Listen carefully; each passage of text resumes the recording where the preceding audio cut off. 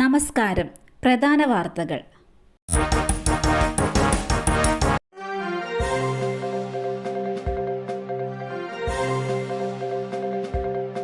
K Jayakumar Thiruvithamkoor Devaswom board പ്രസിഡന്റായി സത്യപ്രതിജ്ഞ ചെയ്തു.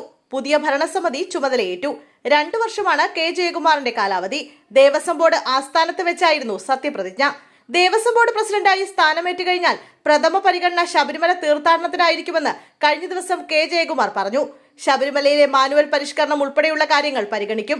ദൈവവിശ്വാസിയായ താൻ ഇതൊരു ദൈവനിയോഗമായി കൂടി കണക്കാക്കുന്നുവെന്നും ജയകുമാർ മാധ്യമങ്ങളോട് പ്രതികരിച്ചു. ഭക്തരുടെ ഒരു ചില്ലിക്കാശ് പോലും നഷ്ടമാകാതിരിക്കാനുള്ള നടപടികൾ ഉണ്ടാകും. സുഗമമായ മണ്ഡലകാല തീർത്ഥാടനത്തിനാണ് മുൻഗണനയെന്നും ജയകുമാർ പറഞ്ഞു. അരൂർ ഗർഡർ അപകടം. അടിയന്തര സുരക്ഷാ ഓഡിറ്റിന് നിർദ്ദേശം നൽകി ദേശീയപാത അതോറിറ്റി. ഇതിനായി റൈറ്റേഴ്സ് ലിമിറ്റഡ് എന്ന കമ്പനിയെ ചുമതലപ്പെടുത്തി. നിർമ്മാണത്തിൽ സുരക്ഷാ മാനദണ്ഡങ്ങൾ പാലിക്കുന്നില്ലെന്ന പ്രാഥമിക വിവരത്തിന്റെ അടിസ്ഥാനത്തിലാണ് നടപടി. IRC മാനദണ്ഡങ്ങൾ നിർമ്മാണ കമ്പനി പാലിക്കുന്നുണ്ടോ എന്ന് പരിശോധിക്കും. ചട്ടങ്ങൾ പാലിക്കുന്നില്ലെന്ന് കണ്ടെത്തിയാൽ കരാർ കമ്പനിയെ നിർമ്മാണ ചുമതലയിൽ നിന്ന് ഒഴിവാക്കും.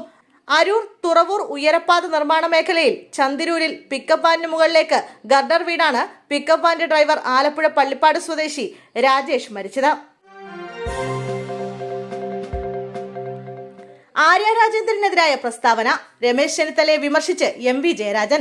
ആര്യ കോഴിക്കോടേക്ക് താമസം മാറ്റുന്നത് നന്നായെന്നും അങ്ങനെയെങ്കിലും പാർട്ടിക്ക് 2 വോട്ട് അധികം കിട്ടട്ടെ എന്ന് കരുതിക്കാണുമെന്നായിരുന്നു ചെന്നിത്തലയുടെ പ്രസംഗം.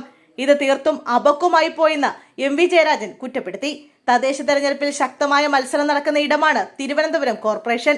ഇവിടെ സ്ഥാനമൊഴിയുന്ന മേയർ ആര്യ രാജേന്ദ്രനെ കേന്ദ്രീകരിച്ചാണ് പ്രതിപക്ഷത്തിന്റെ രാഷ്ട്രീയ പ്രചരണം നടക്കുന്നത്. ചരിത്രത്തിലെ ഏറ്റവും പ്രായം കുറഞ്ഞ മേയർ എന്ന ഖാദിയോടെ പദവിയിലെത്തിയ ആര്യ രാജേന്ദ്രന്റെ കാലത്ത് നഗരത്തിൽ ദുർഭരണം നടന്നുവെന്നാണ് വിമർശനം. ആര്യ രാജേന്ദ്രൻ കോഴിക്കോടേക്ക് താമസം മാറ്റുന്നുവെന്ന വാർത്ത കൂടി വന്നതിന്റെ അടിസ്ഥാനത്തിൽ ഇക്കാര്യം കൂടി പരാമർശിച്ചാണ് കോൺഗ്രസ് നേതാവ് രമേശ് ചെന്നിത്തല കഴിഞ്ഞ ദിവസം പ്രസംഗത്തിൽ പരിഹസിച്ചത്. കൊല്ലത്ത് സഹപ്രവർത്തകയായ പോലീസുകാരിക്ക് നേരെ പോലീസുകാരന്റെ അതിക്രമം. സ്ത്രീത്വത്തെ അപമാനിച്ചതിൽ കേസ്. നീണ്ടകര കോസ്റ്റൽ പോലീസ് സ്റ്റേഷനിൽ 6-ാം തീയതി പുലർച്ചെയായിരുന്നു സംഭവം. വിശ്രമ മുറിയിലേക്ക് പോയ പോലീസുകാരിക്ക് നേരെ ഡെപ്യൂട്ടേഷനിലെത്തിയ പോലീസുകാരൻ അതിക്രമം കാട്ടിയത്. സ്ത്രീത്വത്തെ അപമാനിച്ചതിന് ചവറ പോലീസ് കേസെടുത്തു. CPO നവാസിനെതിരെയാണ് കേസെടുത്തത്. കമ്മീഷണർക്ക് പരാതി നൽകിയതിന് പിന്നാലെയാണ് കേസെടുത്തത്. വോട്ടർ പട്ടികയിൽ നിന്ന് വൈഷ്ണയുടെ പേര് നീക്കി. മത്സരിക്കാനാവില്ല. തിരുവനന്തപുരത്ത് കോൺഗ്രസിന് തിരിച്ചടി. വോട്ടർ പട്ടികയിൽ പേര് ചേർക്കാൻ നൽകിയ മേൽവിലാസം തെറ്റെന്ന് ചൂണ്ടിക്കാട്ടിയാണ് വൈഷ്ണ സുരേഷിന്റെ പേര് പട്ടികയിൽ നിന്ന് നീക്കിയത്. വോട്ടർ പട്ടികയിൽ പേര് ചേർക്കാൻ നൽകിയ വിലാസം ശരിയല്ലെന്നും പട്ടികയിൽ നിന്നും ഒഴിവാക്കണമെന്നും കാണിച്ച് CPM പരാതി നൽകിയിരുന്നു. ഇതിന്റെ അടിസ്ഥാനത്തിലാണ് നടപടി. മുട്ടടയിൽ കുടുംബ വീടുള്ള വൈഷ്ണ അമ്പലമുക്കിലെ വാടക വീട്ടിലാണ് താമസം. കഴിഞ്ഞ ലോക്സഭാ തെരഞ്ഞെടുപ്പിലും വോട്ട് ചെയ്തിരുന്നു. വോട്ടർ പട്ടികയിൽ നിന്ന് നീക്കം ചെയ്ത നടപടിക്കെതിരെ തെരഞ്ഞെടുപ്പ് കമ്മീഷന് അപ്പീൽ നൽകാനാണ് കോൺഗ്രസിന്റെ തീരുമാനം. KSU ജില്ലാ വൈസ് പ്രസിഡന്റ് കൂടിയാണ് വൈഷ്ണ സുരേഷ്. CPMന് പരാജയ ഭീതിയാണെന്നും തനിക്ക് ആശങ്കയില്ലെന്നുമാണ് വൈഷ്ണവ നേരത്തെ പ്രതികരിച്ചത്. തൃശൂർ മതിലകം ചെന്തങ്ങ് ബസാറിൽ വീടിനകത്ത് അമ്മയും മകനും മരിച്ച നിലയിൽ. വില്ലനശ്ശേരി വീട്ടിൽ മോഹനന്റെ ഭാര്യ വനജ, മകൻ വിജേഷ് എന്നിവരാണ് മരിച്ചത്. വിജേഷിനെ വീടിനകത്ത് തൂങ്ങി മരിച്ച നിലയിലാണ് കണ്ടെത്തിയത്. വനജ അടുക്കളയിൽ വീണ് കിടക്കുന്ന നിലയിലായിരുന്നു. ആത്മഹത്യയാണെന്നാണ് പ്രാഥമിക നിഗമനം. സംഭവത്തിൽ മതിലകം പോലീസ് അന്വേഷണം ആരംഭിച്ചു. പാലത്തായി പീഡനക്കേസ്. BJP നേതാവ് K പത്മരാജന് ജീവപര്യന്തം തടവും പിഴയും. പോക്സോ കുറ്റങ്ങളിൽ 40 വർഷം തടവും വിധിച്ചിട്ടുണ്ട്. തലശ്ശേരി അതിവേഗ പോക്സോ കോടതിയുടേതാണ് ശിക്ഷാവിധി. കേസിൽ BJP നേതാവും അധ്യാപകനുമായ K പത്മരാജൻ കുറ്റക്കാരനെന്ന് കോടതി ഇന്നലെ കണ്ടെത്തിയിരുന്നു. പരമാവധി 20 വർഷം വരെയോ ജീവപര്യന്തമോ ശിക്ഷ ലഭിക്കാവുന്ന കുറ്റങ്ങളാണ് തെളിഞ്ഞത്.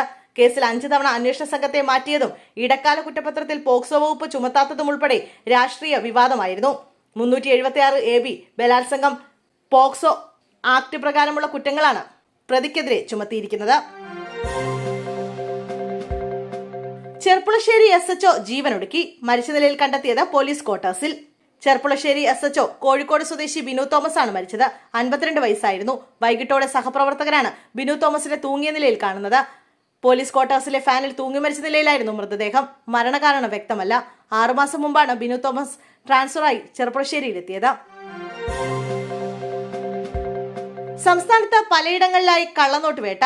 2 വിദ്യാർത്ഥികൾ ഉൾപ്പെടെ 5 പേർ പിടിയിൽ. കോഴിക്കോട്, മലപ്പുറം ജില്ലകളിൽ കള്ളനോട്ട് വേട്ടയിൽ 2 വിദ്യാർത്ഥികൾ ഉൾപ്പെടെ 5 പേർ പിടിയിൽ. 500 രൂപയുടെ 57 കള്ളനോട്ടുകളാണ് പിടികൂടിയത്. കള്ളനോട്ട് അടിച്ചുവെച്ച 30 പേപ്പർ ഷീറ്റുകളും പിടിച്ചെടുത്തു. വൈദ്യരങ്ങാടി സ്വദേശി ദിജിൻ, കൊണ്ടോട്ടി സ്വദേശി അതുൽ കൃഷ്ണ, അരീക്കോട് സ്വദേശികളായ അംജിത് ഷാ, അഫ്നാൻ, മുക്കം സ്വദേശി സാരംഗ് എന്നിവരെയാണ് ഫറോക്ക് പോലീസ് പിടികൂടിയത്. രാമനാട്ടുകര, കൊണ്ടോട്ടി, അരീക്കോട്, മുക്കം മേഖലയിൽ നടത്തിയ പരിശോധനയിലാണ് കള്ളനോട്ട് പിടികൂടിയത്. കനത്ത മഴ. അരുവിക്കര ഡാമിന്റെ ഷട്ടറുകൾ തുറന്നു. ജാഗ്രത.